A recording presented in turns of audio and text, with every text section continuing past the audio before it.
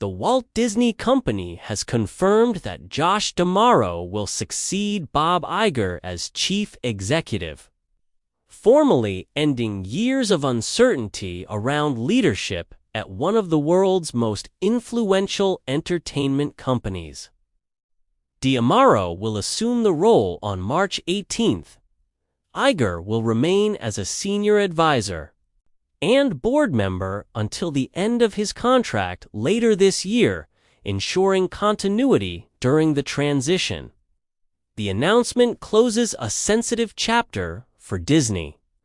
The previous succession attempt, when Bob Chapek replaced Iger in 2020, unraveled amid internal conflict, cultural tension, and strategic missteps, ultimately forcing Iger's return in 2022. This time, the board has taken a far more deliberate approach. The message is stability, continuity, and clarity.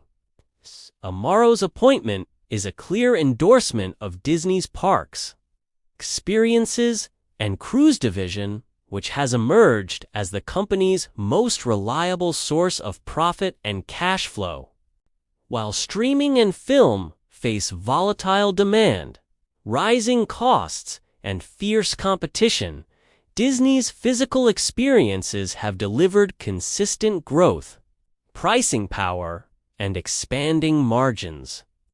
Since taking over the division in 2020, D'Amaro has overseen higher per-guest spending, strong demand elasticity, and justified tens of billions of dollars in capital investment, new attractions, park expansions, and additional cruise ships reflect management's belief that physical experiences strengthen brand loyalty in ways digital platforms cannot. In recent earnings calls, Iger repeatedly described the parks business as the backbone of Disney's financial resilience. With D'Amaro now promoted, that emphasis becomes structural rather than temporary. D'Amaro is the second parks executive to become Disney's CEO, but comparisons with Chapek largely stop there. Chapek was widely seen as cost-focused and transactional, often struggling to balance financial discipline with Disney's creative culture. D'Amaro, by contrast, is viewed internally as a bridge between creativity and execution. Iger has described him as someone with a deep instinct for the Disney brand and the operational discipline required to deliver large-scale projects. Inside the company, D'Amaro is known for high visibility, frequent park visits, and public recognition of frontline employees. That cultural alignment matters. Disney's workforce and fanbase are unusually sensitive to leadership tone. Morale suffered during the Chapek era, and the board's decision reflects a clear effort to restore internal trust as well as external confidence. Alongside the CEO announcement, Disney revealed that Dana Walden will take on a newly created role as President and Chief Creative Officer. Walden will oversee storytelling and creative strategy across film, television, and streaming, reporting directly to D'Amaro. The role is described as historic for Disney and represents a major restructuring of creative leadership.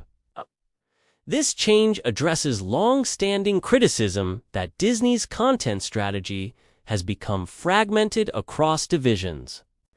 Creative decisions were spread across studios and platforms, sometimes weakening brand coherence. Under the new structure, D'Amaro controls enterprise-wide execution while Walden centralizes creative direction. The goal is a clearer chain of responsibility and a more unified creative voice. Disney's leadership change comes at a time of structural upheaval in media. Streaming growth has slowed, churn has increased, and profitability remains elusive across the industry. Traditional television is in long-term decline, and theatrical releases face unpredictable box office performance.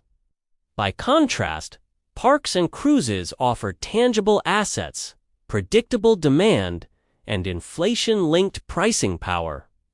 Consumers may cancel subscriptions, but premium experiences retain emotional and social value.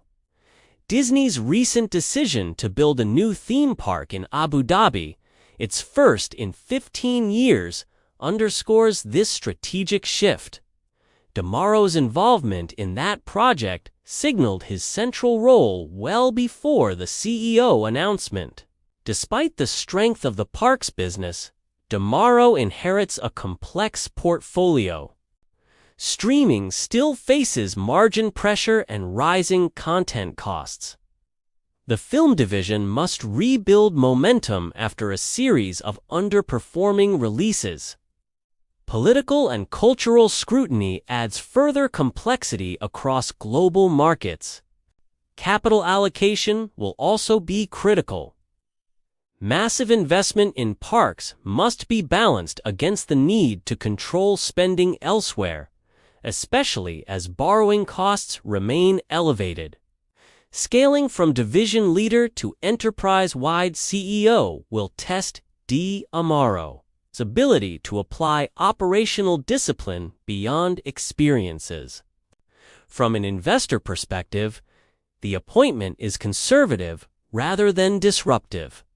Markets typically reward predictability during leadership transitions, and Disney's board has emphasized continuity after the instability of recent years. Iger, stepping back earlier than required, was framed as confidence in the next generation of leadership. The central question for investors is whether Disney can translate the operational excellence of its parks division into stronger performance across content and technology. This transition marks the end of the Iger era and the beginning of a new chapter.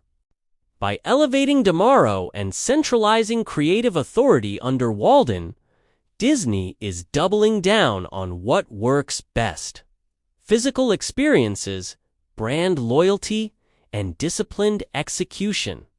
Whether this strategy can deliver sustained growth across all divisions remains to be seen, but the direction is now unmistakable. In an industry defined by volatility, Disney is betting that stability, scale, and experiences that cannot be replicated digitally will matter more than ever.